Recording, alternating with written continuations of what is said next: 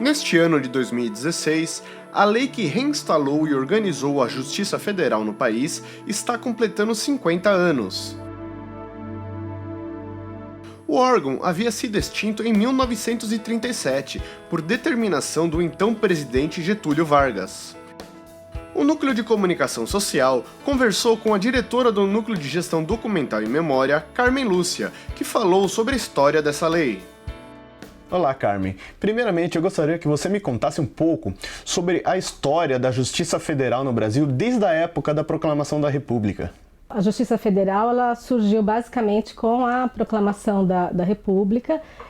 A Proclamação foi em 1889, a Justiça surgiu em 1890. A gente tem pouquíssima informação sobre essa época. A gente sabe apenas que a Justiça ela existiu desta forma, nessa primeira fase, de 1890 até 1937. A gente chama de primeiro período da Justiça Federal, porque em 1937 o então presidente Getúlio Vargas extinguiu a Justiça assim, de uma hora para outra, sem muita explicação. E aí, por conta disso, perdeu-se muito os registros daquela época, de como funcionava a Justiça nessa primeira fase. Nesse período em que a Justiça foi extinta, os processos que diziam respeito à União, eles eram julgados pelas varas da Fazenda Pública, que eram duas varas na Justiça Estadual, e então esses casos eram julgados lá. Então, todo o acervo, inclusive, quando foi extinto em 1937, todos os processos judiciais, a parte administrativa, tudo isso foi para a Justiça Estadual, e ficou esse período lá.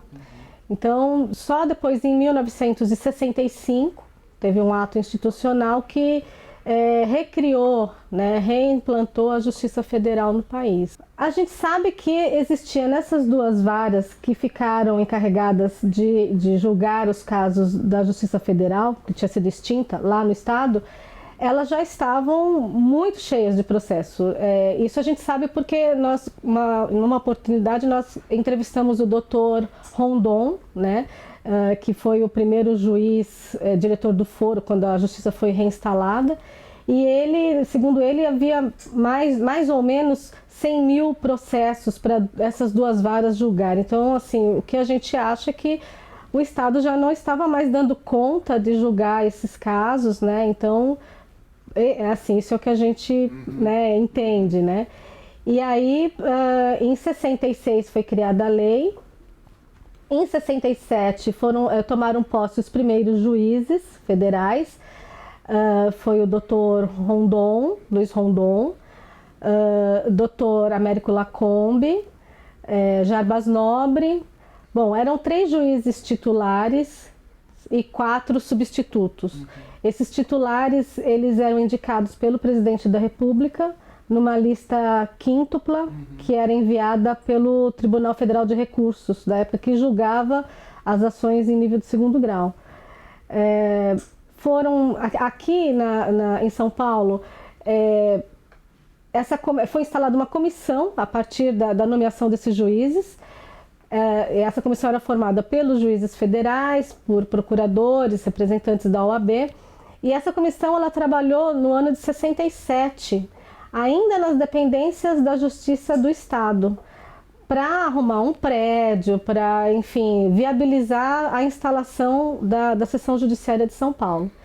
E a Seção Judiciária foi efetivamente instalada em junho de 68, no prédio da Praça da República, onde já funcionou. Inicialmente era o Fórum Cível e julgava também as outras ações, mas era o Fórum Ministro Pedro Lessa. Depois ficou como o Fórum Criminal e hoje tem algumas áreas do administrativo. E com a Constituição Federal de 88, o que mudou com relação à Justiça Federal? Antes da Constituição de 88, a Justiça era dividida em 5 regiões. Então, São Paulo, por exemplo, fazia parte da 5ª região, que era formada por São Paulo, Santa Catarina, Paraná e Rio Grande do Sul, os estados da região sul. Com a Constituição, se formou essa nova configuração das 5 regiões, né, mas de um formato, de uma composição diferente pelas regiões. Foi extinto o Tribunal Federal de Recursos e cada região passou a ter o seu próprio Tribunal Regional Federal.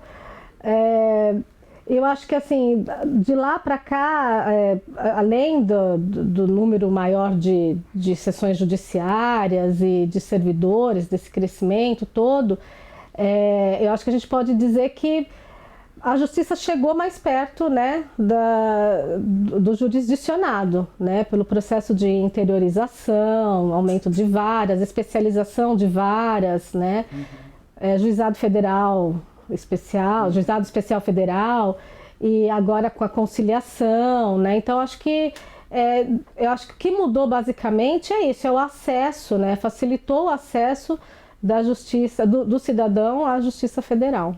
E você, como diretora do Núcleo de Gestão Documental, eu soube que está acontecendo uma campanha sobre envio de processos que tem valor histórico para a Justiça. Conte-me um pouco sobre isso. Lá no Núcleo de Gestão Documental e Memória, nós temos a seção do Centro de Memória, que faz toda essa pesquisa de história da justiça e faz um levantamento do acervo de interesse histórico e cuida, inclusive, da conservação e preservação disso. E para a gente é muito importante que os servidores, magistrados, enfim, todos os colaboradores, estagiários da instituição nos ajude no sentido de indicar algum processo em que tenha atuado, seja como servidor ou magistrado ou estagiário, algum processo que de repente tenha um interesse histórico para a instituição ou para o país, né? Faça essa indicação para a gente, porque o nosso universo é enorme e a gente não tem muito esse controle. Os processos mais atuais, as ações mais atuais, a gente tem a repercussão na mídia, então a gente tem como monitorar. Mas os processos mais antigos, nem sempre, né? Então, se a gente não tiver essa colaboração, fica mais difícil. Então, assim, o que a gente pede com a campanha, nós estamos com uma campanha na intranet, né? Que se algum servidor, magistrado, enfim, qualquer colaborador se lembrar de algum caso que tenha passado por suas mãos, que nos informe por e-mail. Não precisa dar um número do processo, mas pelo menos em que época foi, em que vara foi, o nome de uma das partes, porque daí a gente, né, faz a pesquisa e tenta localizar, para que a gente possa ter isso de alguma forma catalogado e divulgado também para a comunidade. A história de uma nação pode ser contada e desvendada através de seu poder judiciário. Colabore com a campanha.